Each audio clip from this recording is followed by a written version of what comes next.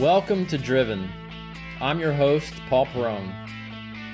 We're going to learn and talk about AI, robotics, autonomous vehicles, and so much more. Check us out at driven.show on the web and give us a thumbs up or subscribe here if you like the show. So kick back or buckle up and become driven. Jon, thank you so much for agreeing to do this today. I don't know if it's great to see you. I don't know if Nolan Bushnell twisted your arm, but he twisted my arm to start this podcast. In fact, he was on episode 1. As you know, he's a mutual acquaintance. He's on our board, and I know you and he have known each other for quite some time. So thank you for joining me. Yeah, it's great to be here. And there's just so many things I would love to talk to you about. I'm not sure I'll have enough time, and of course, if you get sick of me, just hit disconnect, and we'll just end it. But you have a career that's just spanned so many different facets of things that I'm personally interested in, that have involved, of course, AI and robotics, and then entertainment, gaming. Of course, who doesn't like games? And we last sort of met when you were I guess you were the senior VP of advanced research, I think it was. I don't know if I have the exact title, but you were a senior VP at Walt Disney Imagineering, and you had been there for so long. And of course, there's a lot I love to talk to you about that, but you got your start. I was interesting, at least a start, in technical broadcasting, working for NPR back in the day, with All Things Considered. So I guess what drew you into just technical broadcasting and media right from the start? Well, I grew up loving, a lot of things. I loved music. I loved the theater. I loved building things, engineering, and in truth, I could have gone in any direction, because I really was into all those things kind of equally. I was certainly always building things, but I played in the band, and I was just grew up in a house full of music, and decided to get a journalism degree, and then out of journalism degree in school, I was looking around trying to figure out what to do. So I went to work as the chief engineer of a tiny radio station at Clemson, South Carolina. I grew up in South Carolina, and was one of a staff of, I don't know, 5 or so. And it was a great time, because it was such a small thing. So I had a lot of responsibility, and got to try out a lot of things. But then that station closed, and I had been working with NPR in Washington off and on, and they invited me to come up and talk to them, and I did, and joined as a recording engineer. And then and then ultimately went to work on the program All Things Considered, and then became their technical director, and got to do kind of stuff all over the world there. And it was quite a great time. In fact, I still have several very close friends that I met during that time. Oh, that's so interesting. I guess I just a year and a half ago picked up the guitar for the first time. I'm not going to go on tour anytime soon. So, but I've started to, the first thing that sort of drew me into it was these DAWs, right? What is it? Garage Band, and these different tools where you can just do so many different things these days with mixing audio tracks. And that's where I've just spent most of my time. It's fascinating, but it must have been really interesting back in the day with the tools, because I guess you were working with NPR. You said was it 80? About 1980? Yeah, 80, right around yeah. 80 to 82. Yeah, it's funny. Lately, I've been doing DSPs, digital signal processing, where you have just a little, it feels to me like a recording studio on a little chip. And it is incredible to be able to do, because I was telling a friend, this reminds me of being a recording engineer at NPR, where there you would have a rack full of equipment, and you'd use patch cables to route your signal through everything. And here you do exactly the same thing, but it's inside, you're doing it on a screen, and then it gets compiled down to a chip, and you have EQs and delays, and all the different pieces of equipment that I'm used to using. there's so many computer software. Some of our best computer software programmers seem to have some sort of foundation of music. I don't know if it's the Yeah. mathematics of it. When I got into this, my own self, just again late in life, a year and a half ago, one of the first things I thought of is, we're using all these instruments um, that were designed, maybe hundreds or years ago when guitars and pianos and of course further back.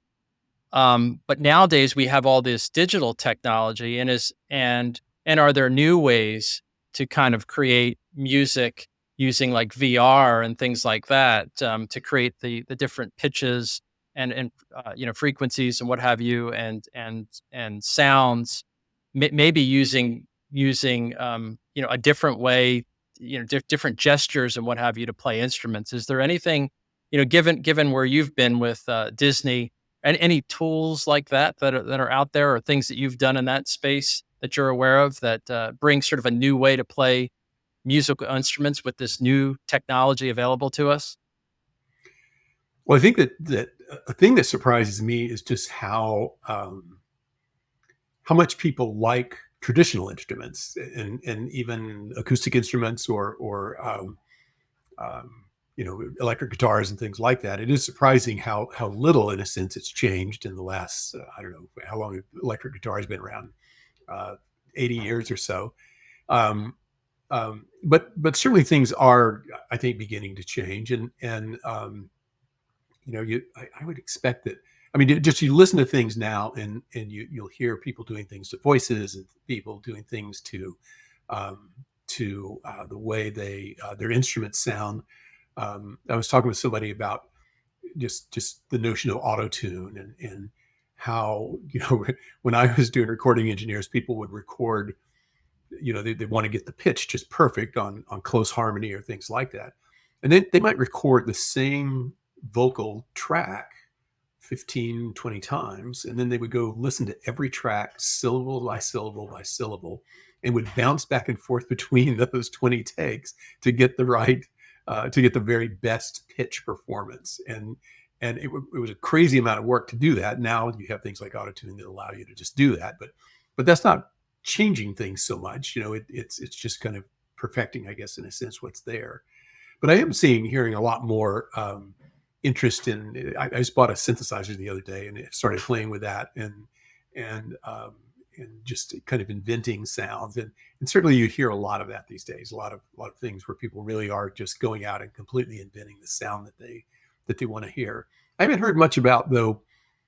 Certainly there's always a demo in every VR system. There's a demo of some sort of music making thing there where you jump around the room and make music, but I don't know that any professionals are using that just yet. Right, right. Well, there was the theremin, right? I thought that was Yeah. a very cool and interesting and bizarre device, but using gestures but with obviously some sort of electromagnetic principle involved with capturing that. I don't know the technology behind it, but yeah, I think I've heard of or seen some, because my son has, of course, always the latest greatest VR tech, whatever comes out. And whenever I get a chance, which is very rare, to just put it on and take a gander, there's some hints that there's some musical tools out there that help you play these instruments, or help you play new music in a new way. And I just think that could be fascinating, especially too with generative AI and seeing how that's going to fuse with all of this Good. uh, technology, which is obviously a topic we'll be talking about here, because there's so much to talk about there. But just kind of jumping then, I guess, from NPR, you went over to Lucasfilm, I guess, around that Mhm. that time, and so now you're sort of making the pivot at that point from um, sort of audio broadcasting to visual storytelling. And I guess, what were some of the, when you first got involved with that, the your challenges and triumphs with visual storytelling through Well, through. I didn't make the leap actually to visuals. I went to work uh, for the sound department of Okay. Lucasfilm. At that time, it was called Sprocket Systems, and it was the company was called. Lucasfilm was referred to as the Kerner Company because it was on Kerner Boulevard in San Rafael, California. And so the Sprocket Systems and Industrial Light and Magic were right next to each other and shared buildings and things. And we were doing there's a sound system called THX that was the theater sound system, and I joined right as that was being launched, and got to work with this guy Tom Holman, who's the TH at THX, who's a brilliant kind of sound innovator for speakers and all sorts of things that he's done in his history. And so we launched this theater sound system, and I learned quite a lot about acoustics. I'd always been interested in that kind of thing, and had built actually had a company building speakers when I was in high school and college, building speakers for rock bands. And so I felt like I was sort of picking that back up and following that again. And it was just fascinating for me to learn how speakers and sound reproduction worked in a room and how all of that worked together. And I would go out every year and measure all of the THX theaters in the world. Did that twice a year, and so I really had quite a lot of experience in doing acoustical measurements and understanding how that affected the sound of things. But it was really interesting time to be working on that kind of thing. It was still fairly hard to do a lot of the things that we did. I think again, thinking about what I would do with DSPs, that you can do that so much easier. Right now, I'm doing, I'm building a speaker, and I measure it with a acoustical measurement microphone, and use tones and pink noise as to sort of understand frequency response, and then timing the delay, group delay, and everything. And the things that I'm doing were, it was a big, road cases of equipment that I'd have to set up to do all of these things, and to be able to do that in my basement so quickly, and then to have it, to go through and say, do a sweep of frequencies, and then say auto EQ that, and have it go back and suggest a filter set that will correct any anomalies within the system, and have that just happen automatically and within a minute or so. It kind of blows me away, because it's something that I've done, that I did so many times manually, and it is amazing. I guess that's why speakers sound so good these days. You can even buy cheap speakers, and they sound pretty good now. And I guess it's because the tools are so much better. Yeah, I mean, it's amazing what we can bring right into the home, which was, 20 years ago, I guess not, certainly not possible, but you had to go to special movie theaters. I mean, I remember going to see like Earthquake back in the 70s or something like that. Yeah, It might have been like the reboot or of it, but it was but the sound system was magnificent in these movie theaters, and now of course you can have that right in your home. yeah, yeah, It's extraordinary. yeah. Um any kind of new audio technology that's out there that hasn't quite made the transition to the home yet, that's gonna sort of wow us in the coming years? Well, I think that there's a trend of kind of there is the audiophile stuff where every part of your system costs as much as a car. So we'll leave that aside for the moment. But stuff that used to be, at audiophile level, that has just become so affordable now, that if you know what to buy, it is astounding how good stuff has gotten, and how accessible it is. And so that's one thing that I think is pretty amazing. And then the spatial audio stuff, the ability now to take, you can take a Bluetooth speaker, if it has the right technology, and just place it anywhere in a room. Just stack a bunch of them around the room, and then put a microphone up and push a button, and they'll all kind of find each other, and then process the signal that goes to each one, to time align it, and to match frequency response, and to give you this, to just put them all in time alignment, which is astounding, and something you could do before, but again, it was a rack of equipment. Right. And so I see that just gets better and better and better, and we'll have much much more realistic sounding sound systems, in the very near future. That's coming. And then just the way they're doing those little headsets they're putting into, like, Bose has a pair of glasses, and Meta does, and several others have just these glasses with these little slits built into the arm of the glasses where the sound comes out, and it's incredible how good those things sound, and how you can walk around with just carrying sound with you, and then just the ability for noise canceling headphones.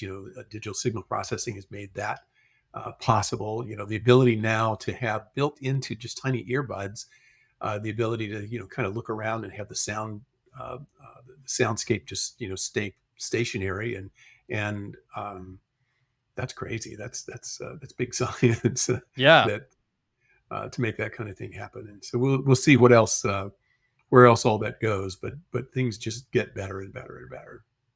Yeah, I had the opportunity to work with Neil Young, the musician, about 15-ish, 10 to 15 years ago, and we were working on automating a car, but he was also working on trying to bring studio quality sound to the masses. So he started Mhm. this thing called Pono, I think it was at I, the I was time. I was an early purchaser of that. Yes. Oh, fantastic. Well, I remember the files were so large, and I guess that Yeah. was a question, that how are you gonna download or get this data? But I don't know, um, where we are today with, getting, if we're at that level or getting to that level where we can have studio quality sound, in the home in a sort of a more practical fashion these days, but Yeah, well, there are those lossless codecs now that I okay. listen to all the time, and I listen to Radio Paradise all the time. And they have a FLAC stream that they do, and it's astounding how much better that sounds if you know what to listen for. It just the sound imaging is so much better. You don't get that splattery high end that you get with low bit rate MP3s, and it is it's supposedly completely lossless, and it does sound better. There's just so many facets to that, and then also these, I remember, of course, amplifiers for guitars and what have you, or rather could be rather large, especially if you wanted some wattage. And now I purchased this amplifier from a company called like Spark, I think it is. It's Bluetooth enabled, and it's like this big. It's a couple $100, and just the wattage from it is just extraordinary. It's just amazing Yeah, what you can buy. yeah. Well, that's so I guess so at Lucasfilm, you're working on the sort of on the audio side of things, and but then I guess, is that when you made sort of the transition over to Disney and Imagineering from there? Yeah, and while I was at Lucasfilm, I did some post production recording, a little bit of sound recording for various things.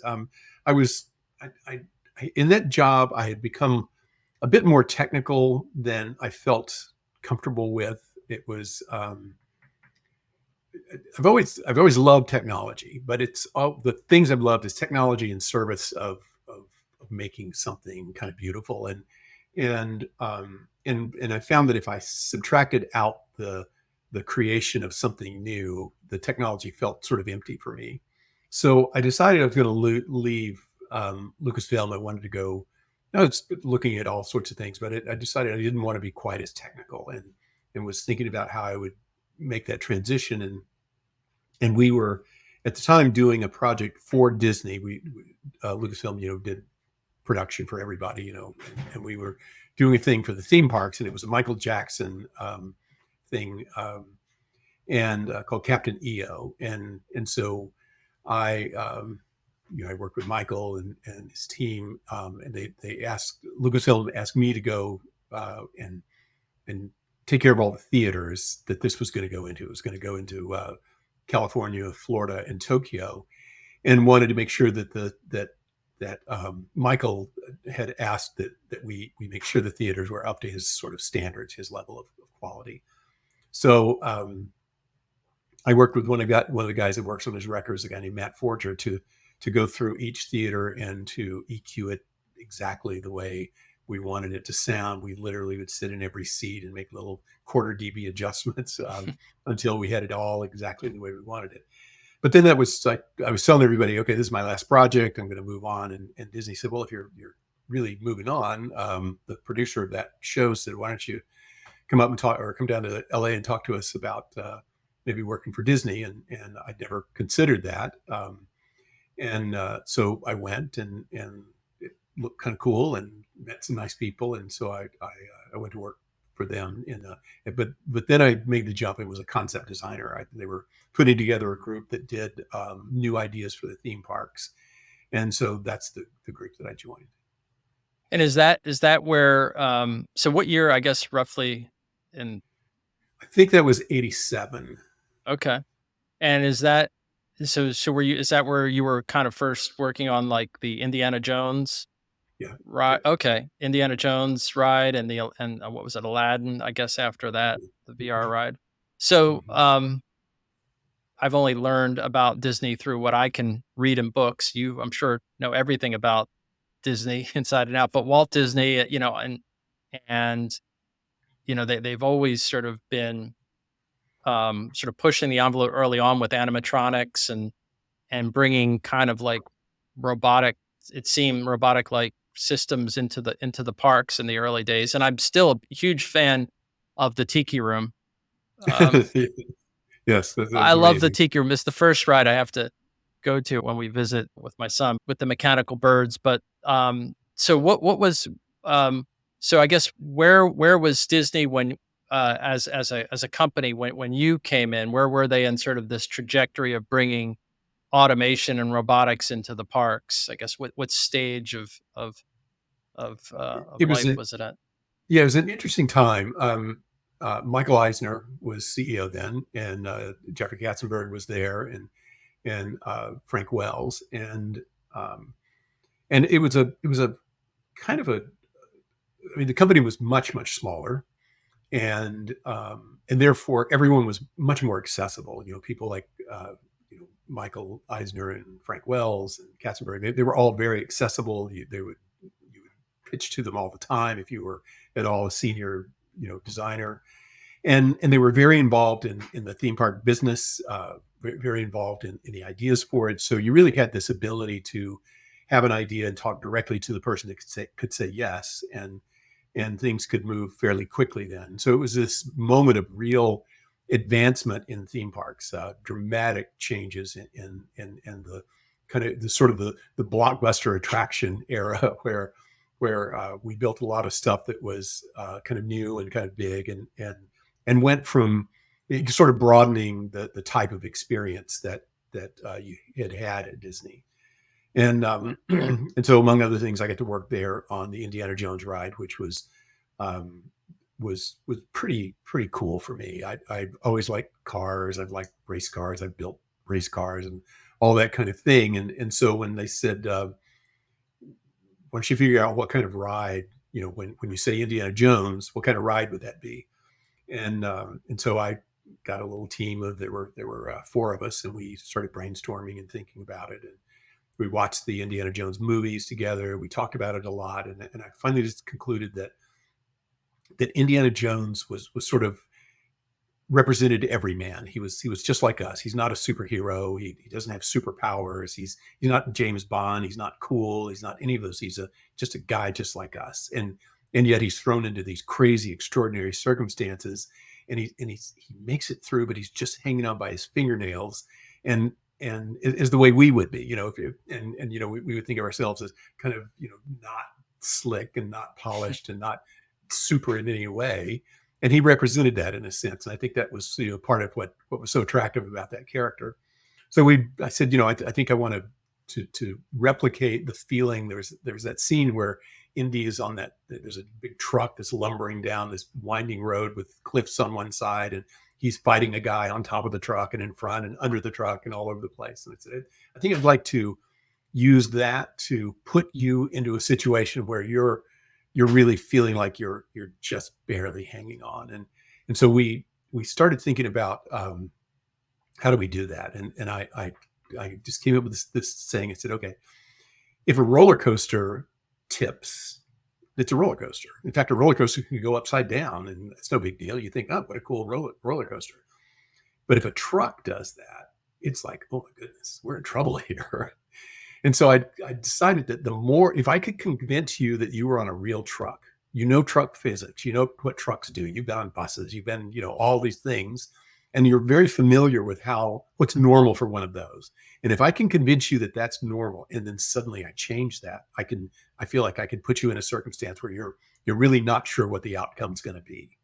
And so that's what we set up to do. We built a little motion base, and then we went out to a guy that builds race cars here in LA, and went to a junkyard and got Ford pickup parts, and built this four wheel that there was really everything in the ride was based on that, and it was just stuff we were kind of making up as we went along, but we made it so it felt the way we wanted it to feel, and we had a team, and we're able to really spend the time we needed to spend to make that experience feel the way we wanted it to feel.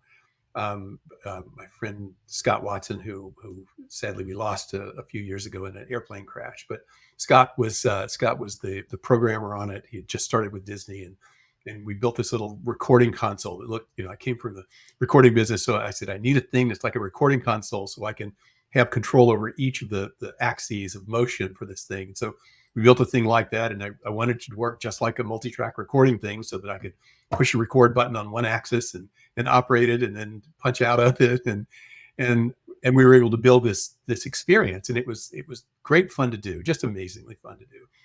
We we we wanted to demonstrate this to everybody though, and we weren't sure how to make it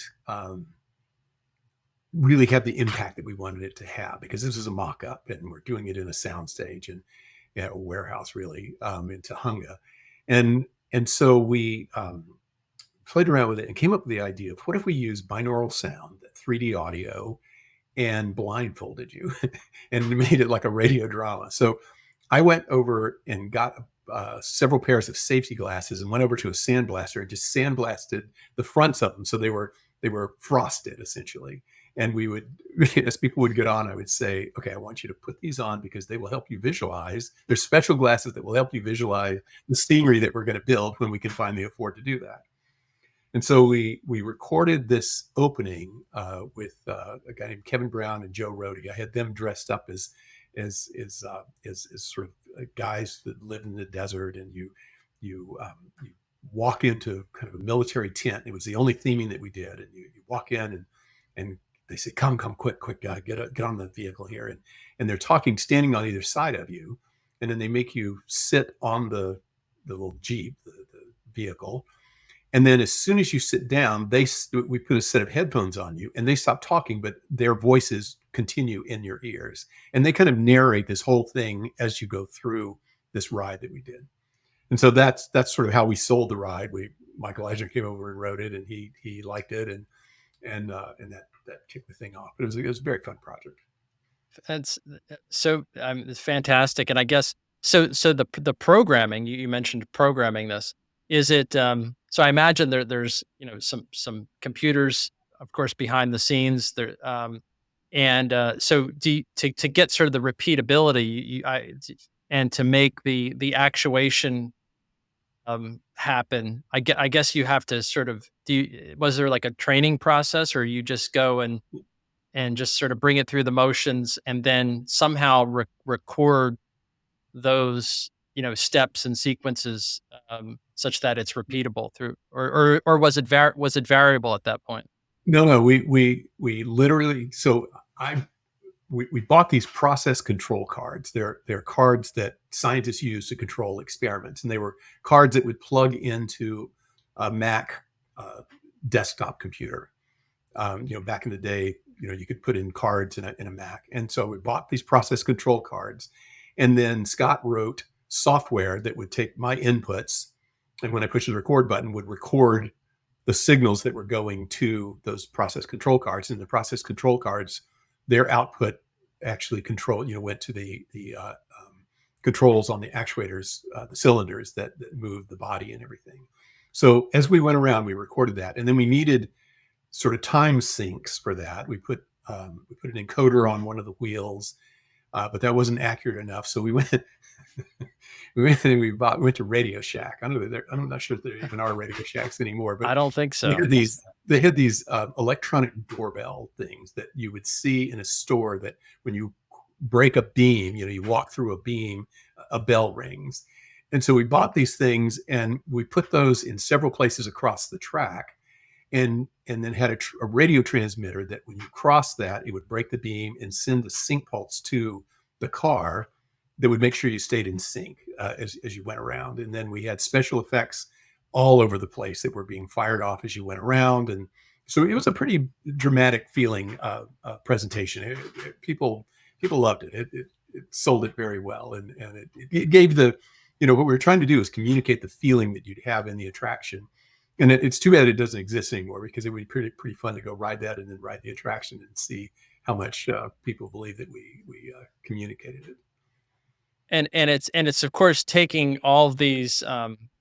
You're creating a lot of technology. I assume, of course, the mechanical facets of it, but also off the shelf components and sort of tying it all together for the actual ride. And you said it was it a Mac, like a Mac 2 or 3 or something at that point, or Yeah, it was a Mac. I don't know what era that was. It was after Mac 2, so it was okay. a regular, kind of in the whatever the 80s Macs were called back then. Oh, right, But right. I'm thinking, yeah, it wasn't an Apple 2 or an Apple 3. I'm sorry, but it was a Macintosh, right? So yeah, at that yeah, point, I see. Yeah, yeah. yeah. Fascinating. And and so where I guess where in this process, and maybe it wasn't happening just yet, were you beginning? I guess you said it was the 80s, right? Late 80s. Mhm. So there was a facet of, there's certainly AI, rules based AI, knowledge based AI, other facets of AI. Um, but in neural networks, we're kind of having a little bit of a second wind, I think, right Yeah, around the late 80s. good word. Um, Yeah. and so was that sort of starting to factor into what you all were looking at yet, or It wasn't doing it. Others around me were starting to talk about that and think about it, and we were talking about how we might use that to program, do learned behavior for a walking figure. It was a project I always wanted to do, but I never, kind of other things just kept distracting me from it, and never got around to it. But I think it probably would have worked. I wanted to put on a suit that would measure the how muscles were working in my body, and just walk around, and with muscles that are operating my feet and my toes and my arms and chest, and then an IMU to measure the balance and figure out how I'm using my muscles to balance, and and then see if we could program a neural net using all of that. But we didn't get around to it back then. I wish we had, now that I've looked back on it. But but the that was, I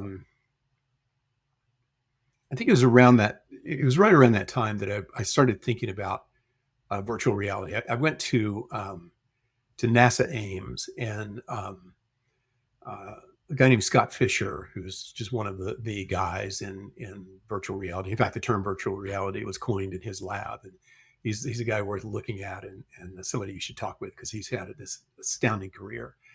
And they had put together this early VR system, and it was like a ski mask that they had taken a couple of those loops, the little lenses you use to look at like jewelry, or Mhm. a, a slide or something, and put those into the so that you're looking through those. And then they'd taken two LCD panels, little LCDs that were, I don't know, about that big, and they were monochrome, but they built this rudimentary VR system. And I was looking at, put this thing on, and you look around, and it's redrawing at about, I don't know, 3 or 4 frames a second. So it's sort of like, and um, and they had a demo where you would stand on the wing of a space shuttle. Now, it's a line drawing. This is wireframe, so there's not even filled in polygons. This was just, lines. You see those wireframes, in early science fiction movies and stuff. And so you're standing there looking around, and I look down, and I see that I'm on this wing, and it's connected to a space station, And I found that I couldn't step off of it. That I felt peril, it felt danger. I can't step off this thing. And that was kind of an epiphany for me that wow, there's something really big here. And I think I want to go spend some time figuring this out, all of the sensory stuff that's going on here, and figure out how you could entertain people with that. So that kind of launched the sort of the next sort of chapter of Disney for me. And was that so that brought you into sort of the Aladdin VR ride at that point? Yeah, And yeah. what were the, because like, I guess 3 to 4 frames a second would be, would be kind of jarring. The least nauseating, I think is the word you're Yeah, looking for. right. Um, so I guess where was the technology at that point for, like, where you were getting into the Aladdin VR? Was it were we at 15, 30 frames per second or? No, it was then. I mean, it was still right there. It was Okay, terrible. It was okay. like the highest end computer PC was still unusable.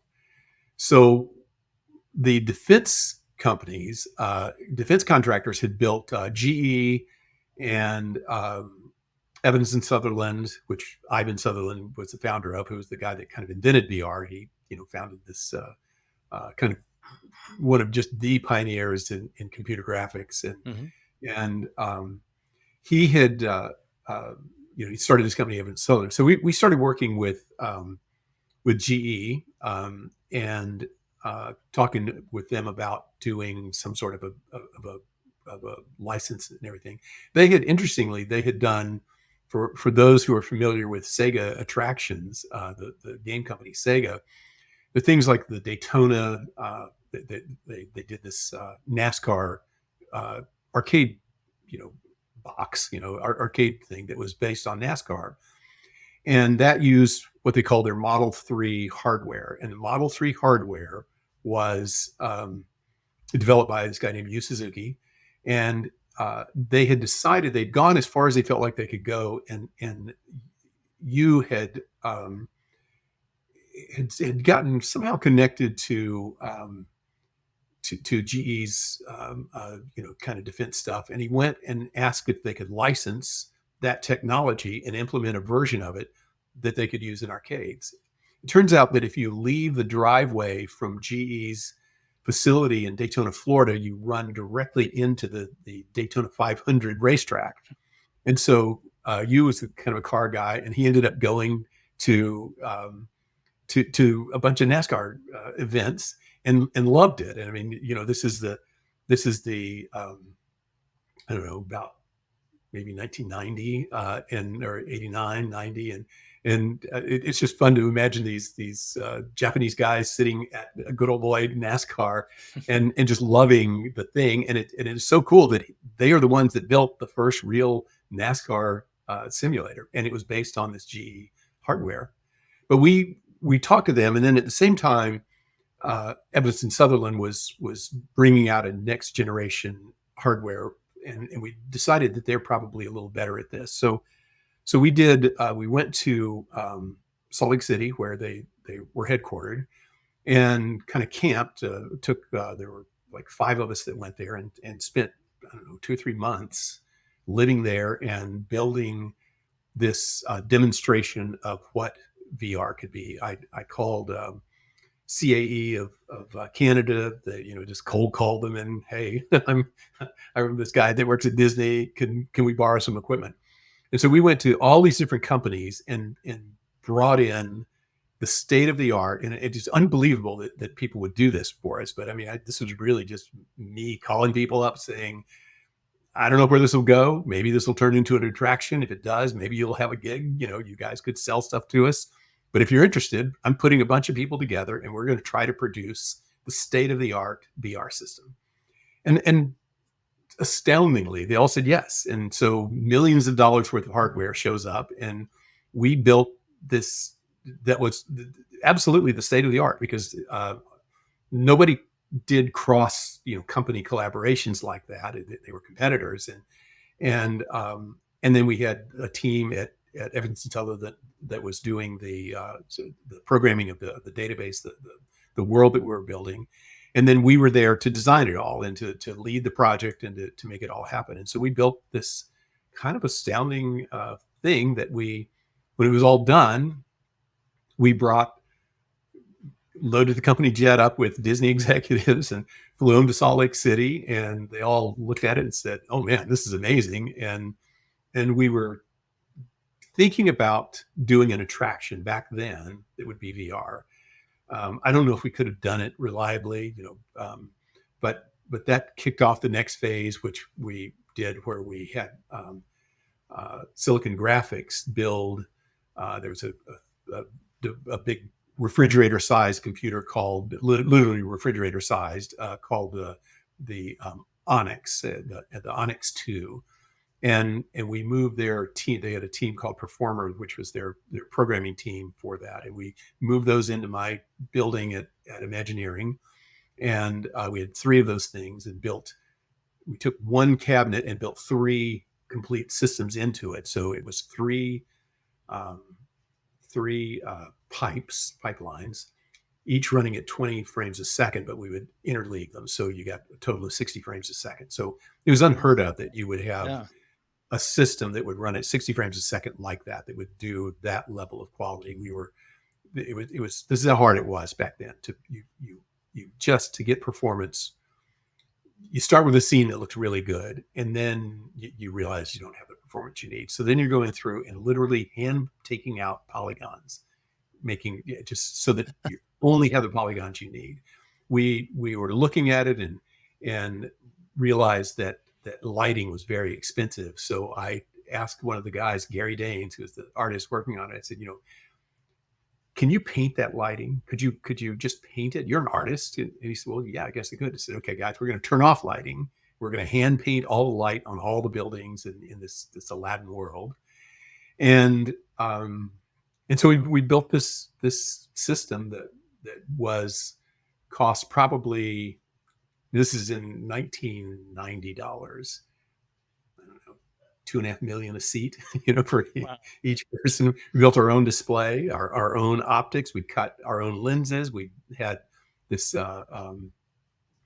Korean company making CRTs for us. These were CRT based. We had its Tektronix field sequential color system, and we did that because LCDs were just so low resolution, they would have looked terrible, and we and so we built our own system, and it was, especially for its day, it was, there was nothing anywhere near it. And we spent a lot of money, but we really wanted to be able to, we said let's build something and not worry about what it costs. Let's don't think about that. And we went to Frank Wells, especially. He was the one that was kind of a champion of the work we were doing, and said, we think it's important that this will ultimately be a storytelling device, and that's Disney's business. So I Yeah. think we need to do whatever we need to do to get something in the hands of our artists, so we can start to figure out how you would entertain people with this, and then the price will come down, and there's a point at which it'll make sense to do this. Um, and they bought into that, and so we got to build sort of an extraordinary thing, do an extraordinary project, and it was very fun to do. Wow. I mean, it's like, yeah, it's the moon landing era of VR. Yeah, It's yeah. fantastic. Yeah, I left to go start a company called GameWorks when we got the thing up and running. Everything was working, and then as I was leaving, Disney was starting this company, this group called, or this attraction called Disney Quest. The Disney Quest was a location-based entertainment, kind of a theme park in a box kind of thing that they experimented with. And so after I left, they took the Aladdin ride and built a more affordable version of that, and that was in there. And bizarrely, that was still in operation, I don't know, 10 years ago, 8 years ago. Hmm. It's kind of crazy that it would have lasted that long. I think it was quite dated by that time, but it did hold up pretty well for quite a long time. And Of course, just it's amazing what you can go out and get it for a couple $100 for in VR, glasses, or less than 1,000 in some cases. yeah, Um, Yeah, I look and at things. Yeah, you put on a quest and you go, okay, this is a solved problem. I mean, it's not perfect, but there's nothing about this that would prevent you from really using it. And I will say, it's always astounded me that every person. I've never put a VR headset on a person and had them say whatever. I mean, they're always just blown away by it. It is so transformational. It's so amazing, and it's astounding that something so impactful and so transformational that nobody's ever made a dime on it. Somehow, it's never. We just haven't found a way. Now, I think it is. Adoption is slowly, ticking up, and we're getting an install base that is growing and growing, and now Apple's come in with theirs. We'll mhm. see if I don't know. I don't know if we're there yet or not. Maybe we'll see. Right, right. Yeah, I guess, paying for games, and I mean there's so many game options, and I think there's certainly personally just a lot of room for really great content that still needs to be that could be generated for these glasses and systems that would make them more more broadly interesting. But yeah, the games are some of the games are quite amazing. Again, from the limited exposure I'm allowed to have when my son lets me use his goggles. I've been using the Sony PS5 with their VR Oh, system, right, right. and that's astounding. Boy, I Yeah, love racing games, and that is a thing that really puts you in the driver's seat. You really feel like you're there.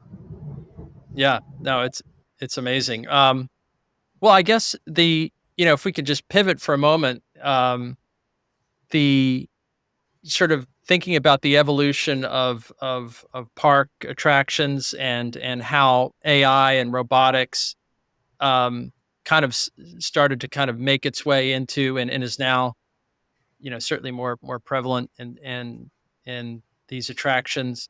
Is there like a little mini sort of condensed history lesson that you might sort of convey with sort of like where it really started to take off and where we are now with sort of bringing AI and robotics and your personal experience as well into theme parks? Well, I left Disney. I started several companies, and one of them was a company called Big Stage Entertainment, and we were doing stereo reconstruction. This was just before pre iPhone, and you just take your digital camera or whatever and take three pictures of your face. We would bring those into our software, and on your computer we would render a 3D model of yourself and a texture that would align and go onto it. And then we had a rig, animation rig that would scale with your face, and so that you could talk, and we imagined that we would create attractions that or games and advertising that would have you as the star of whatever you're working on.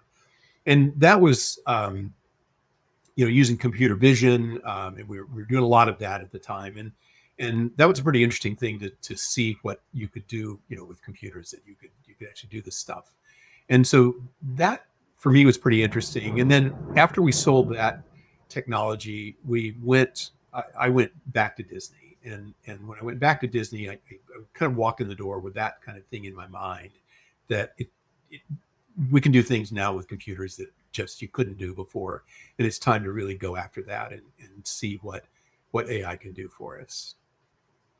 Interesting, interesting. And so with ride kind of automation, I guess at some point um, there must have been an epiphany to say, well, we don't have to have these sort of tracked systems. We could have rides go off the rails really, and have like autonomous vehicles, I guess, right? In Yeah. the from what I've seen it, with the some of the rides. When did that sort of transition take place where things just went off the rails? Well, they were in I think in factory automation was kind of starting then, early 2000s, and wire guided vehicles, were becoming commonplace in big factories.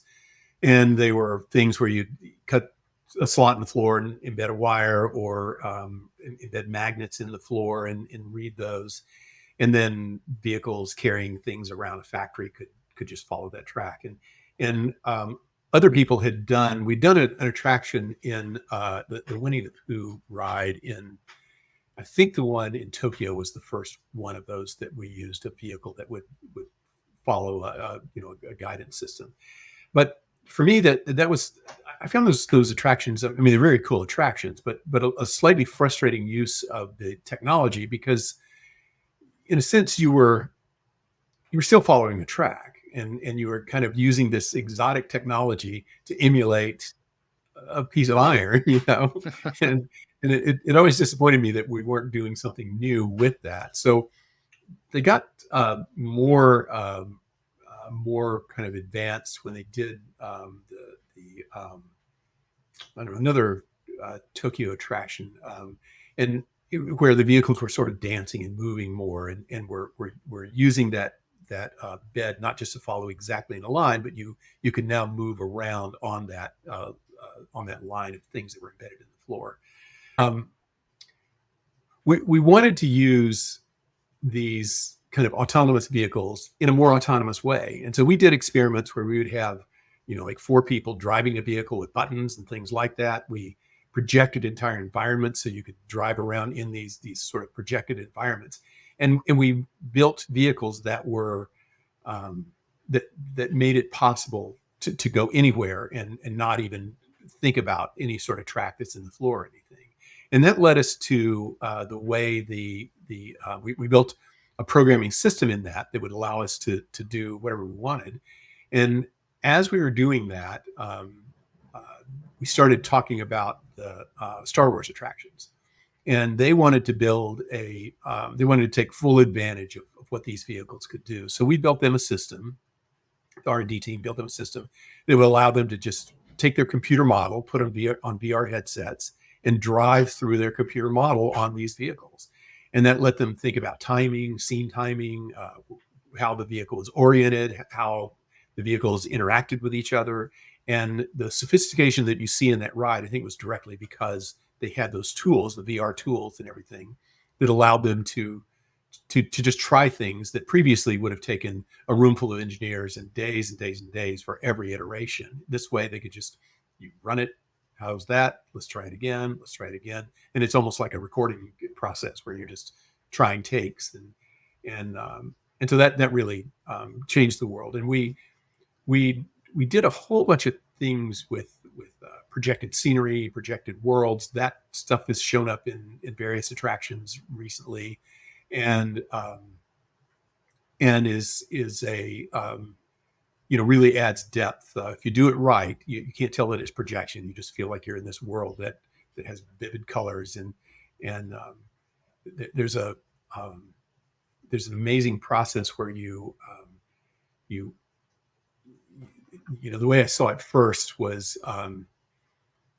you take a camera, and you like the thing I saw first was a stained glass window that was going to break, and they had a projection of a stained glass window in the ceiling, and they it was an animation of the glass breaking and the glass falling everywhere. And if you just stood there and looked up at it, it looked like there's a window and the glass broke. Big deal. Then they took a golf cart and they aimed a camera at that um, glass breaking, and it could have been a real glass breaking, whatever. But they aimed it, and so the vehicle rolled through the scene, and always pointing with the camera, always pointing at that window. And then when they were done, they took the video that was recorded by that camera and replaced the what was previously there with that recording. And so now when you drove through, the glass broke, but you're seeing it from the exact angle, the exact position where it was shot. So it Right. looked very real. And as you went through, you really had the sense that glass was breaking and falling on you. And as you just looked up and you drove through it. So that's used, all over the place in Disney now. And it's a powerful, powerful technique. And we started using that a lot. And then did a lot of previs, so, figured out how to do previs in a way that would let you try out things like that. Right, right. Interesting, interesting. So I guess, I mean, there's some parallels here with autonomous vehicles, the kind that that, I might work with, right, with Yeah. cars and trucks. But of course we have, and we have the compute and the sensors on board the vehicles. And it sounds like, yeah, there's a point where the compute goes from sort of maybe the central side to there's more compute on board these Yeah. vehicles that are moving around, Yeah. Yeah. and That other was the kind thing of. that yeah, and in fact, that you and I started talking back around that time, and as we were thinking about how we might automate some things around the company, and we, but I wanted to explore that possibility of vehicles that would be intelligent enough to keep themselves out of trouble. Yeah, yeah. It's so I guess at some point in the trajectory of your career, you were I think you had mentioned GameWorks, but what's the and you work with Steven Spielberg, I presume, Yeah. and um and so now you're getting into gaming and the blending of that with entertainment and different tech. I guess what was that like? What were you doing there that was sort of new and eh, leveraging what you were sort of doing in the tech world? I decided to leave Disney. It just felt like the right moment to leave. I'd been there for about 8.5 years the first time, and just felt like it's time to go do something new.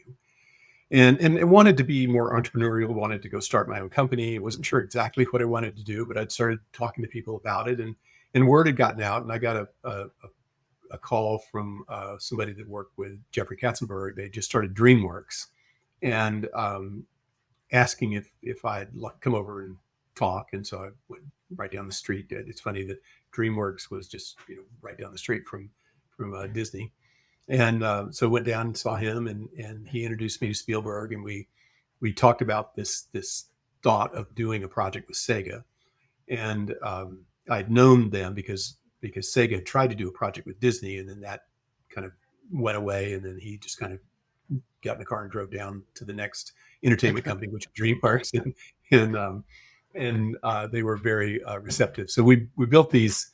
The premise was um, people have been playing games by that point all their lives, and now they're in their 30s um, and they're still playing games, and that the audience is no longer little kids playing in a mall arcade, but somehow the places to play games had not matured with the audience, and we felt like there was an opportunity to create a more grown-up kind of place to play games, and so we built these cool centers all over the place, and Steven he's a big gamer, loved to play games, really good at it, and so he was worked very closely on the conceptual design of the place, and we built these places all over the U.S. and all over the world, really. Wow. And so I guess what kind of games were in these This centers, was I at guess? the end of the arcade business. Okay. It's interesting. Back in the day, Sega was this dominant force in arcade games, and they built literally their own hardware, their own circuit boards, everything from the ground up, and they would always have 1,000 Sega centers in Japan. And if they decided to close one, they would open another one. They always kept the number exactly 1,000, and they had enough of those. They gave them critical mass that they had these internal teams that were designing the games and building them. And those teams went on to build a bunch of become the home game business. They designed the Sega hardware back when Sega was doing hardware and everything, and it was amazing how much that company could do back then. But I would go to Japan a couple of times a year and meet with all the folks there, and got to know them pretty well, and learned a lot from all those great designers, Yu Suzuki and Oguchi and all those others that had done for people kind of my age or a little younger. They were kind of the gods of the video game business back then. And but it was interesting to build a place that was about playing games, and then at the center of each place we had these attraction level things that we built. We had one that we called vertical reality that was you had these chairs that were on these lifts that would go up 3 stories high, and you'd play video games against this giant screen in front of you. It was a projection, and you're playing against there are 3 of them in this triangular arrangement, and you and they are playing. And I wanted a game that you could tell, like in regular sports, you can always tell who's winning. It's that guy that's out in front. And if somebody kicks a goal, it's that guy that kicked the goal. And but in games, you have to sort of stand over somebody's shoulder and look closely to know who's winning. And so for these sitters, I wanted to have some things in the center that you could tell who was winning. And so with this, whoever was winning was the person that was the highest on in this physical thing that they were kind of, as they're shooting their way up, it would lift them, and then if they messed up, they would fall all the way down and then have to go back up again. And so we built those things. We built we had some VR stuff that we did there, but it was hard to, it's just in a setting where you're trying to get a lot of people through. It's really hard to use VR. It's just hard to keep things clean and reliable and things. But we did these little curved screen pods that you could sit in and play games, and that worked pretty well. Uh, Fascinating. I did just while I'm thinking of it actually too, and it's another pivot, but my family and I stayed at the Star Wars hotel, and it was absolutely amazing. Yeah, It was just such a great experience to look outside your bedroom window, and there's there's space, right? And yeah, this and yeah, everything about that was just, and I was, sad to see it shut down. yeah. um and I guess any involvement or participation in that. Yeah. Yeah, quite a lot, quite a lot. That was done. The leader of that was a guy named Scott Trowbridge, brilliant guy, good friend. But we were doing characters, AI characters, and we'd been doing that for a long time and had built a lot of different kinds of mock-ups to figure out how you'd build something like that. Um, and so we built, and I can come back to sort of the rant that led up to this. But by this point, we felt like we knew how to do this, a way to do this at the time. And so I proposed to Scott that we build a character, that the R&D teams develop a character that would go into each room, so that D309, that character that was kind of on the little communication panel Hmm. your in your cabin, I guess we call them. Um, that was our character, and she was completely computer controlled, and was there to kind of help you understand the story a little better, would give you suggestions for gameplay, things that you should be doing, because that hotel, the premise of the hotel was that it's a Star Wars cruise ship. So imagining that in Star Wars land, they have cruise ships, except they just sort of fly through space rather than sail through the ocean. And so the idea was that this thing is orbiting somewhere out there, and you go park your car, walk into the space station, and it shoots you up to this thing, and you walk in and spend 3 days inside Hmm. this cruise ship. It was really a hotel. But it was sort of environmental theater. There were actors everywhere that were in costume all the time. Most of the guests, I don't know if you did you dress up in costume when you were there? My son did. Yeah. Yeah, yeah. It was amazing how much Yeah. people role played and really Yeah. had fun with it. And but we built this character that was part of that, and she was part of the story, and got into trouble and got you into trouble, and that was a neat project, because it allowed us to, every now and then on those things. I'm sure you've gone through this. You're working on a million things, and you have things that are starting to work, and it's starting to happen. But you can always make every single part of it better. And if you wait until everything's perfect, you'll never ship anything. So you need kind of a forcing function that says, we have a deadline, let's go ship something. And so that gave us the deadline that my team needed to sort of wrap up this generation of our thinking. And so we built that thing. We went down, and my team went down there, and I mean, the R&D team were screwing things to the wall and wiring things, and built that, and it was very popular. You see it all over the web, people's expressions or experiences with it. It's something that I'll remember all my life. I know my son will. I mean, just Yeah, from the attention, the detail, the bridge. with the giant screen and the games that were sort of played and I mean everything where you ate Yeah. the cantina. That screen that you're talking about, no one had ever rendered that many pixels at that speed.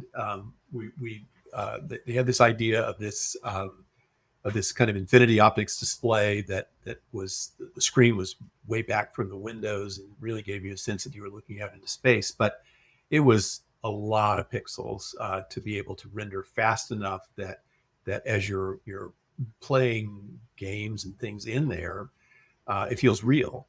And so that was a project between my teams and a guy named Bei Yang that used to work for me developed he led the team, and we said, all right, let's go get.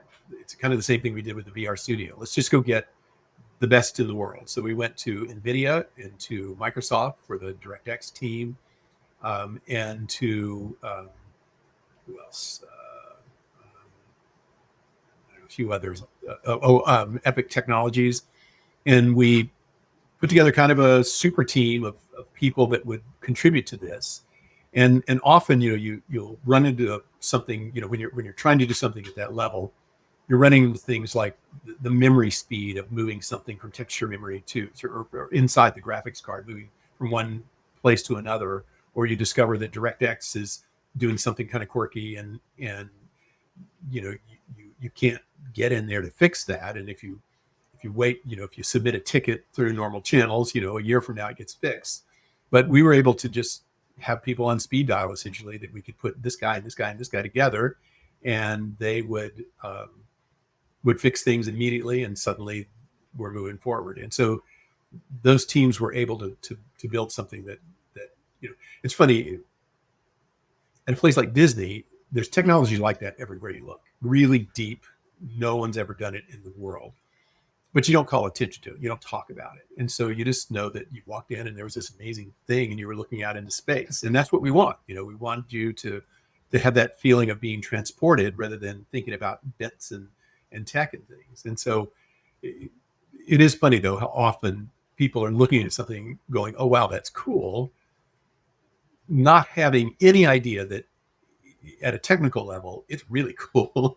Right. No one's done what you're looking at right there, but we don't call attention to that because it's about the story.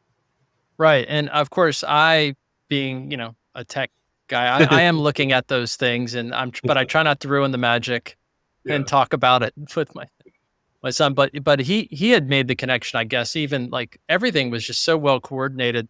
I guess something would happen in the bridge, and then you would kind of in your room in your cabin, like, like, if you were going yeah, into hyperspace, it would happen in your room, and it was just yeah. amazing how the whole building was just connected. And all of that was connected together into one giant world. Yeah. So, Uh, and by the way, if you walked out of your room across the hall into the room across the hall, what they're seeing out of their windows is it's not the same thing you're seeing. It's the other side of space. And I mean, to go to that level of insanity was kind of outrageous. No, that's I mean, that's Disney, right? That's Yeah. that sort of,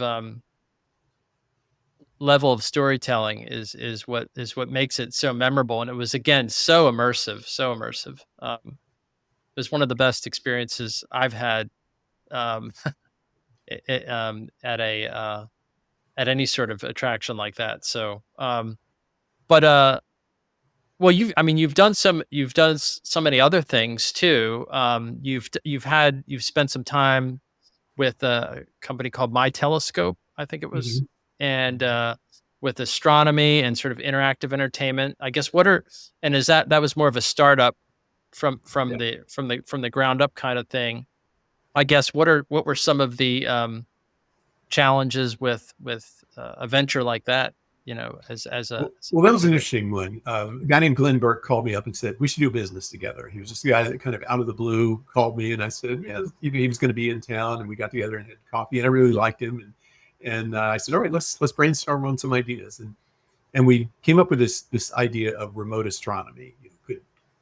We wondered, could you build remote telescopes and then rent time on them so that you could actually control the telescope from your laptop, And um, and so so we built that business, and Spielberg was an early funder and kind of involved in it a little bit, and we wrote a control system.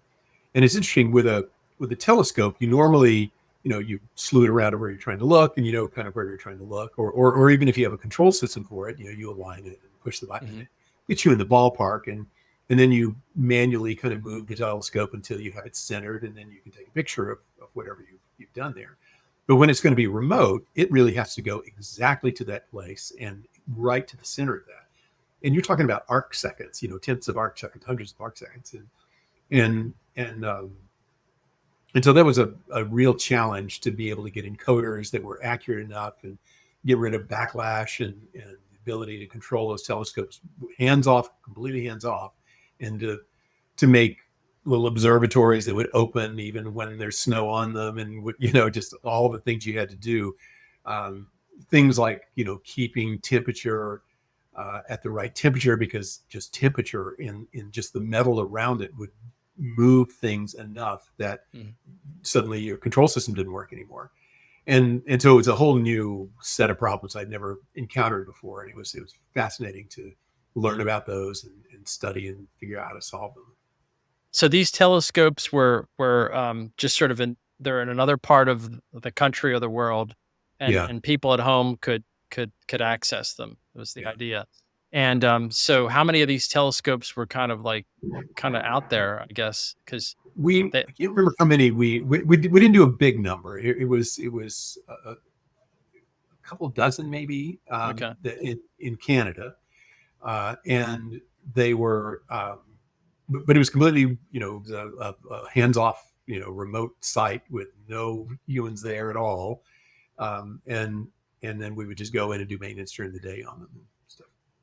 Fascinating, fascinating. Yeah, I guess the tracking, and so as you're tracking too, I guess people are getting real time updates of what they're seeing. So Yeah, I guess bandwidth was an important consideration. yeah, and so you want it's bandwidth, and then we also did some patents on, like when you said I want to look at the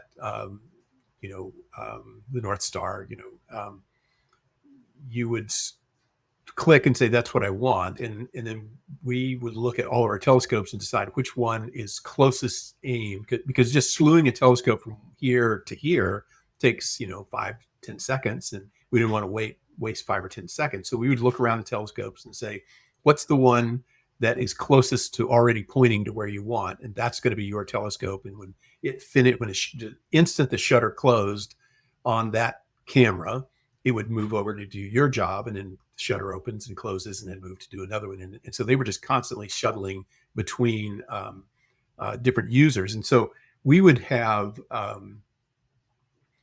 we might take 60 different users using the same telescope in a minute, and now other times you're doing long exposures that were several seconds, but we tried to make sure that shutter was always open. It was always pointed for someone to use it, and it was a real fascinating, kind of control system to have to figure out, is how you optimize that.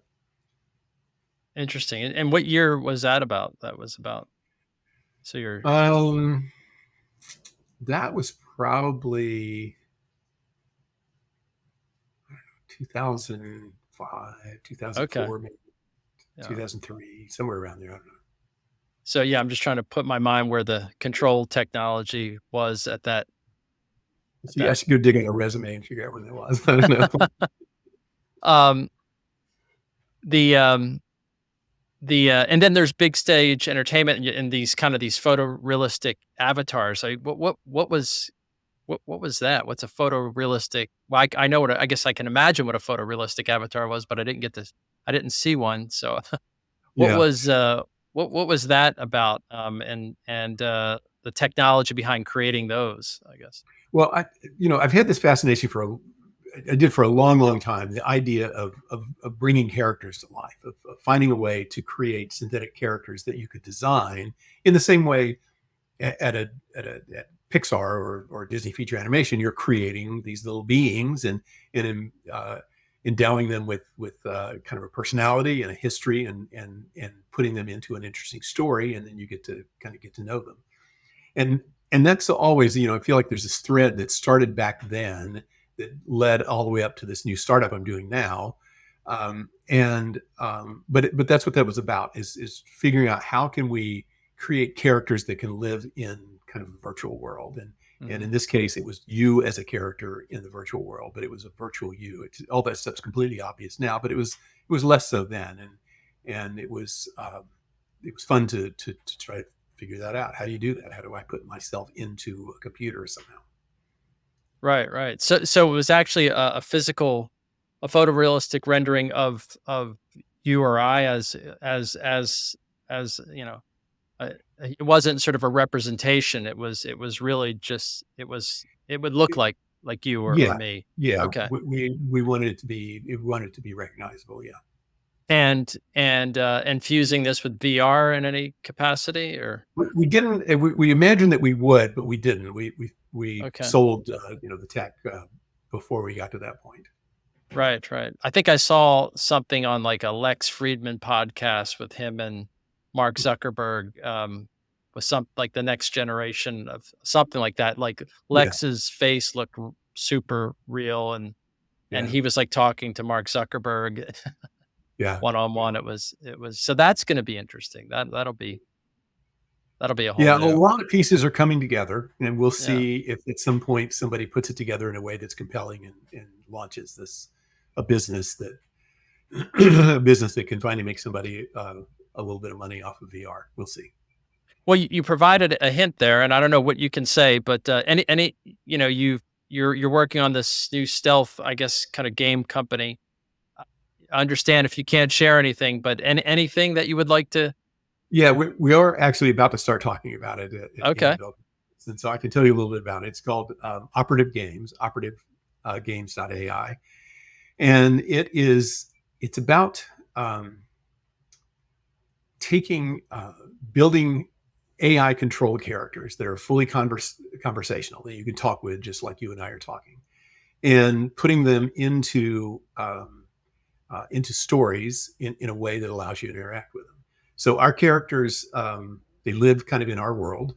They all have phones and phone numbers, just like you and I do. And so you can literally pick up your phone and you can dial their phone number, and they'll answer, and you can talk to them on the phone. And you can schedule a Zoom call with them. And just like you and I are talking, you can talk with our characters. And as you're talking with them, you discover what's going on in their life, and in their story, and they draw you into that. And so our first game that we're doing is one in which you meet this guy. He is You get to know him. He gets into trouble. You have to kind of help him. And as you do, he introduces all these other characters to you that are part of this company he works at. And you join that company to help figure out where there's a bad guy. You've got to go find this bad guy.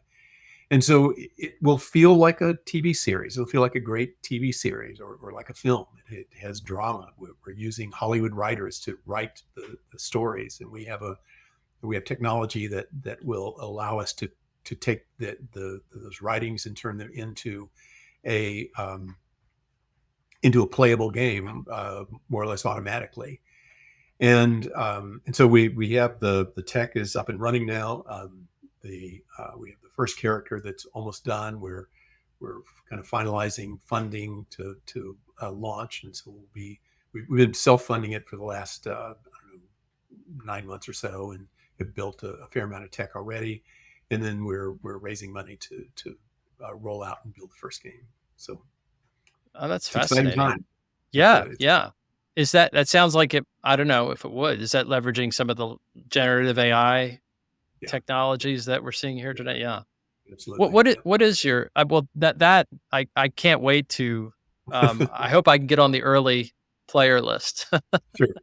But that sounds amazing. That'll be sounds transformative actually from an entertainment perspective. This is a moment. I feel like this Yeah. is one of those moments where Yeah. where we're able to see a lot of stuff become possible. I mean, when it all kind of goes back to when I would get to work a lot with feature animation at Disney and watch those character leads creating these characters. And I was just amazed watching the way they would sort of put parts of themselves or parts of the voice actor or parts of somebody that they met in their childhood, and they're forming, kind of playing God, forming these beings that the writers write great stories around, and suddenly you feel something for them. It is this amazing thing that I can read like a book that was written in 1850. Obviously, I've never met the author, and yet, when I read those words that she wrote on the page, I feel the same emotions I feel for people that, my family, people all around me, and they're very, very real emotions. And to have that, I mean, I just remember having this epiphany that those emotions, that stuff is portable. It works, on cave paintings, I guess. I don't know. But it works in film. It worked in animation. It worked in computer graphics animation. It works in radio, kind of any medium. If you build great characters and you tell good stories, people respond. And Mhm. so I feel like we're just taking those principles that are these ancient principles of storytelling and just putting those into this new medium where we're going to have writers that are great at creating characters, do character descriptions that will turn into these AI controlled characters, and then we're writing these stories that have a beginning, middle, and end, and introduction and exposition and crisis and a climax and then a resolution, so that you feel satisfied, and using storytelling principles that have been around for a long, long time, and and then we're going to offer that to people to go hang around in. I think it's going to be kind of fun. Absolutely. That sounds, um, yeah, that's fascinating. And I guess but now the generative AI aspect of it, I guess you don't have to go into, but I guess what are your thoughts on, being it having been in the many facets of sort of the creative world, um, and generating content and stories. Now there's these GPT engines and LLMs and generative AI, whatever you want to refer to it as, that are sort of generating stories and content. Even now, video with Sora, as you've probably seen, Mhm. Mhm. that looks pretty, it's pretty amazing. I mean, at least for the earliest Yeah, incarnations of it. it does. And but it's in sometimes it's in the style of something that somebody else has in the past have done. What are any sort of broad thoughts or specific thoughts even on this and where it's going, and its impact too on the creative arts? Yeah, it's interesting. It's going to affect people. It's going to affect people's jobs, and it. We all learn from someone else. Anybody who's great at anything learned it from another human, and often, every person's style is sort of sampled from other people's styles, and so this idea of building on other people's work is just, that's just how it works, how it's always been done. Hopefully you bring something new to it and you're not just copying someone's work, um, but having a machine do that feels kind of different. Having a machine learn from humans, and but then, you there, I don't know, you think about how farming worked and machinery came into farming, and suddenly, rather than every piece of soil that's turned being by human labor, a lot of that was done by machine. So one person could now do the work of five people. And so there was a moment where there's a bunch of farm workers that are out of work, but then they moved to a city and started working in factories. Not sure that was better, but they did.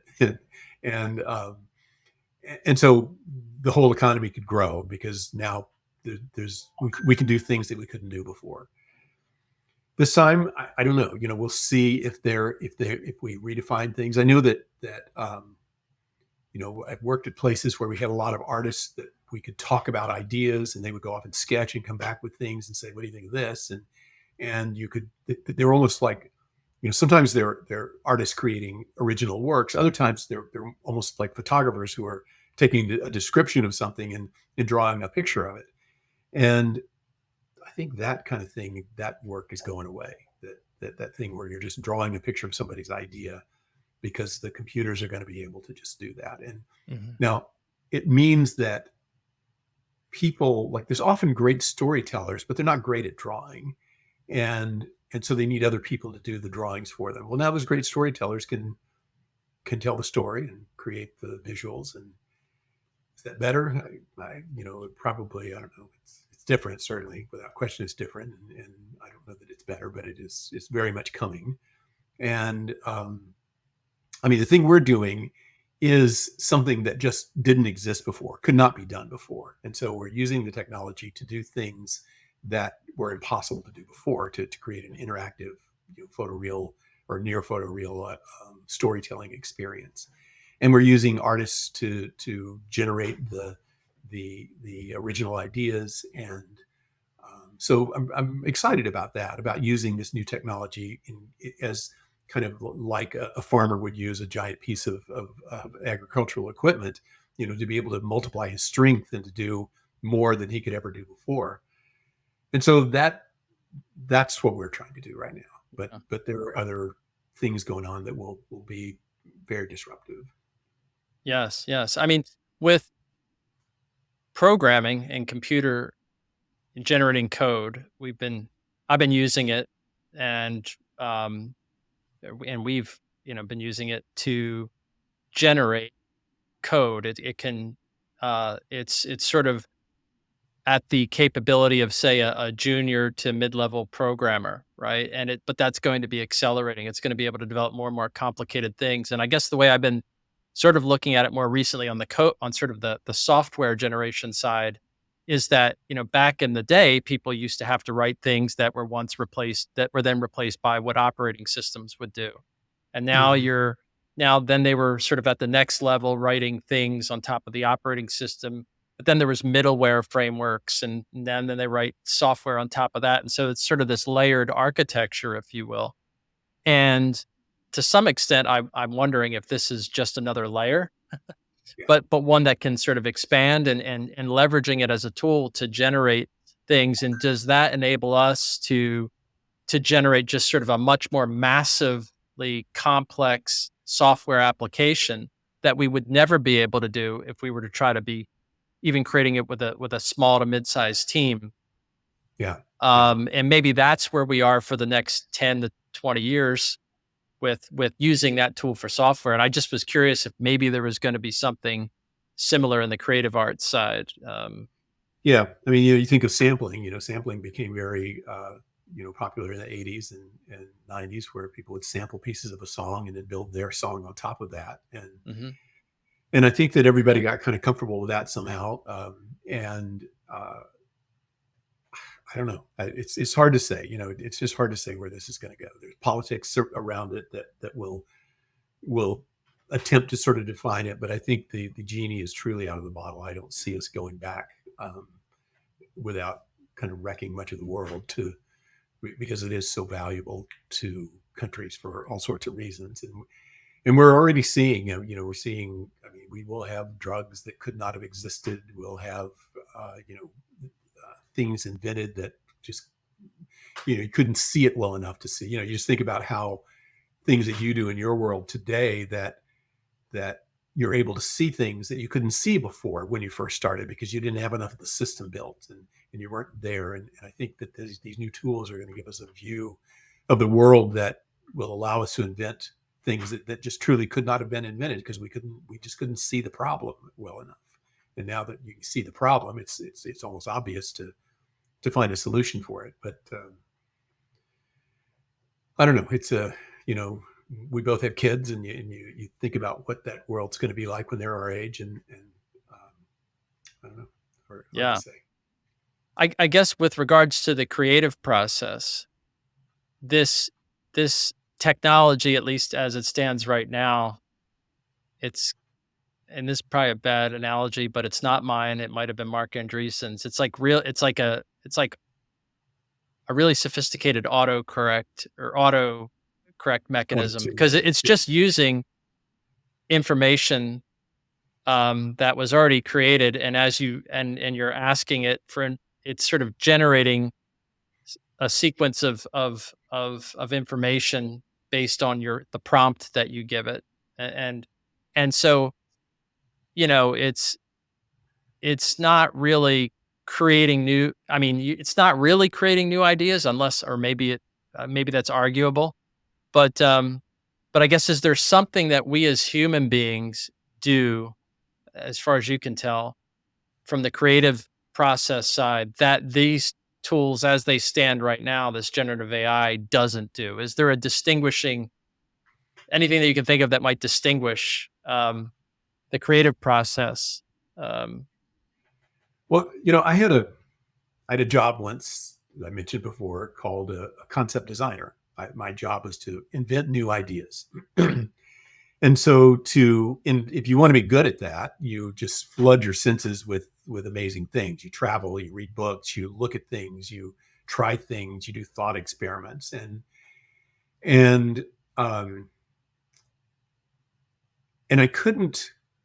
I can draw stick figures and I can sketch a little bit, but I'm not. Nobody would ever hire me to draw anything, and so I had to pair myself with others, and they would sort of interpret my idea to draw a picture of it, and sometimes we would be in sync, and it would be very much what I was thinking. Sometimes they would be smarter than me and draw something much better than than what I was describing, and other times it wasn't. I couldn't get them to understand what I was talking about, and so one thing that's going to happen is that we all have our own concept artist. And so when we have an idea, whether we're, you know, 5 years old or 20 years old or 40 or 60, whatever, we can describe an idea and see a picture of it and go show that to someone and say, what do you think of this? And that to me is very exciting because there are a lot of people that are super creative but don't know how to draw, and so it limits their ability to share and to build things. So I think that is going to be neat. It's going to help people who invent things build a consensus around what they're inventing, and allow, kind of have a room full of art that clearly illustrates this is the building we're building, this is the experience we're creating, this is the game we want to create. Um, that seems useful. That seems like a thing that will help us. But it's hard to, you know, we'll go far beyond that, and it's hard to predict exactly where all this ends up. right, right.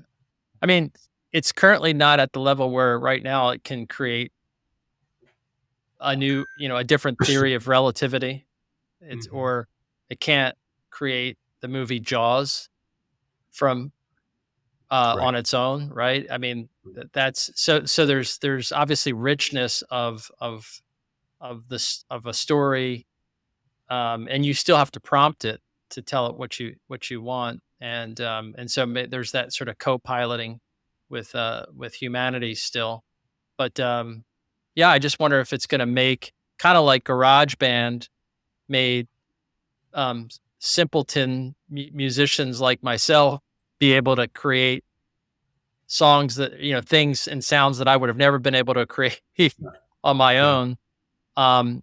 It's going to enable everybody, um, more the ability to create more interesting content that may be more interesting to other people too. So Yeah. I don't know. Maybe there's that as a I mean, benefit, but there's at one level, it's you know, maybe that means the professional musicians out of work, but in truth, you aren't going to hire a professional musician. You couldn't possibly hire, a whole band of studio musicians to hang out with you and jam every time you have an idea for a song. And so now this has enabled you to be creative at a much higher level, and your output to be much more sophisticated and than you ever could have if you didn't have that. And so that seems very positive, that it is opening the doors to a lot of people to allow them to operate at a level that they just, 50 years ago just couldn't. There's no way you could do that. right, right.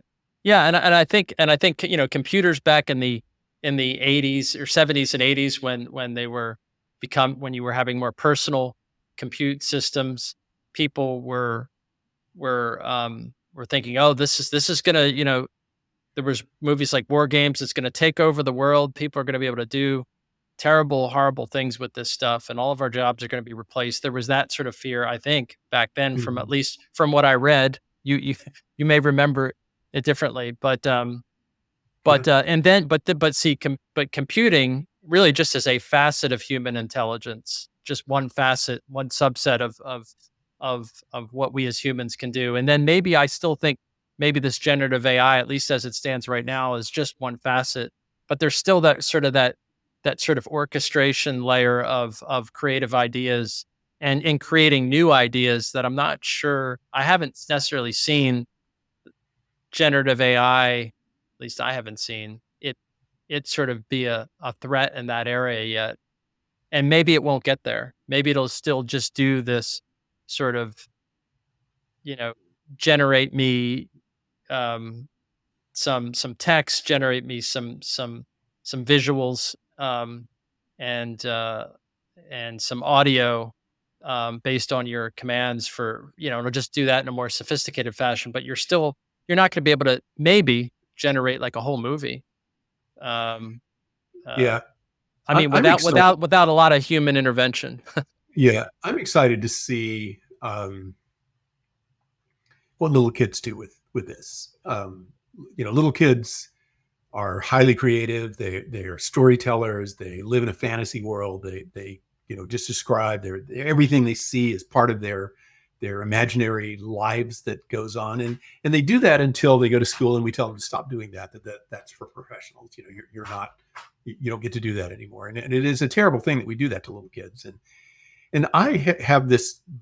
I believe that we're going to see the emergence of kind of a little kid creative class that is these little kids are going to use these tools, and tools will emerge that are the equivalent of those little play school things that little the xylophones and things that the kids used to use, or maybe still do, I guess, to play around with and make music with. But there'll be kid designed little tools like that, and I think we're going to see astounding things coming from 5-year-olds and 7-year-olds, and maybe even there'll be these massive YouTube stars that are just tiny children.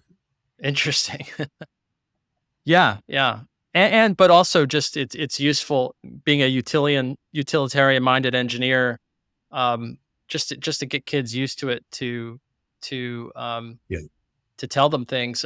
My son yeah, was doing some sort of um community service type activity on a farm, and we're not farming people. We don't have any experience, but he had his phone, and there was a goose or a duck that was not making noise, but opening its mouth, and the lady was like, "I don't know what's wrong with it," and he looked it up, and it had something stuck in its throat, and and she's like, "Should we give it water?" And he asked the GPT engine, and it said, "Don't recommend giving it water, just let the thing dissolve in its mouth." And so, like, he was using GPT almost like as a yeah, veterinarian in at a yeah. farm, and it's just amazing what how useful it can be to maybe give you some ideas for solving problems that you would have never been able to solve, certainly that quickly. One closing question, and then a closing thought.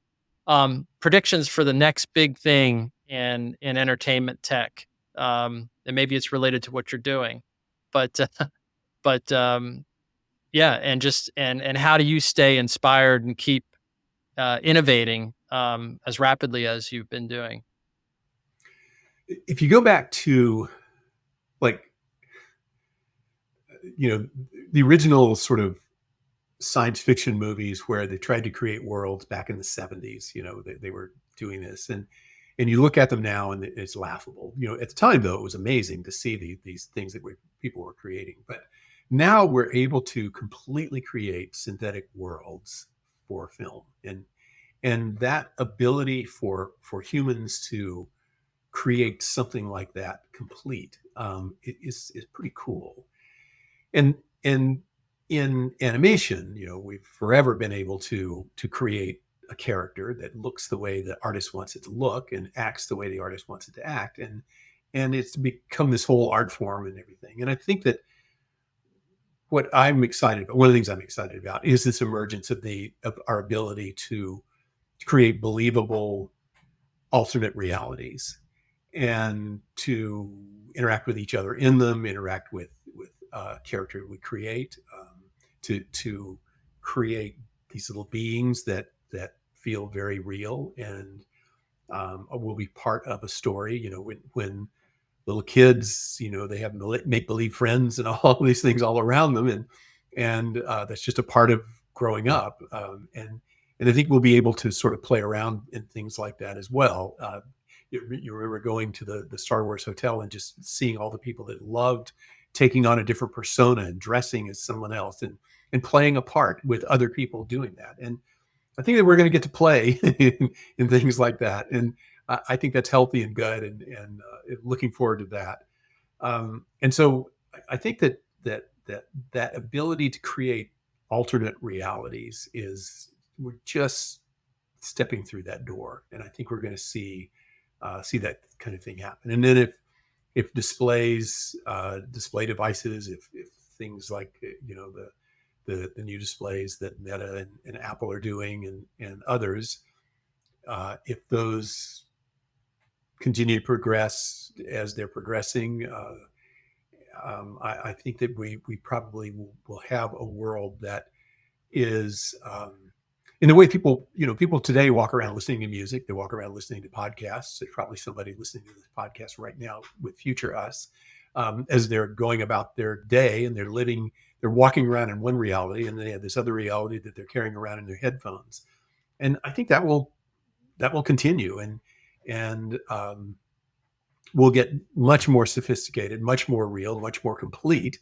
And so people will spend time in, rather than watching television, I think they may spend time in these kind of really fascinating worlds that are created by them and by others who are people that create things. And I'm eager to see where that goes, because I think it's fascinating. I think it sounds outrageous, but then you can easily trace the roots back to things that we do today and have done for decades. And storytellers have always been around, and all those things have always been there. And we like, going and living in a book, getting absorbed, getting completely, allow that to take over all of our thoughts and senses and everything. We do that. That's a very human thing.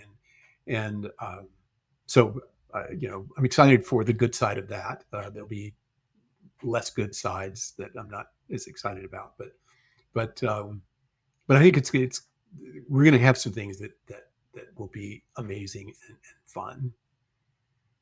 Yeah, it's going to be an exciting couple years and decade ahead of us here with this technology. Yeah. And again, thank you so much for your time. This has been a dream conversation for me. I've admired your work from afar, and up close. Um, and uh, and just one last thing, where can people find out more about your upcoming project, or is there just an announcement Yeah, just that's coming? check in on OperativeGames.ai. OperativeGames.AI. Yeah, Thank you so there's a place you can put in your email address to stay in touch. Fantastic, fantastic. Thank you, John. Thank you so much. I'm a big fan of yours. Have admired your work as well, and really enjoyed chatting with you, and looking forward to continuing. Well, thank you. Have a great evening. You too. I hope you enjoyed the show Driven with me, Paul Perrone, your host.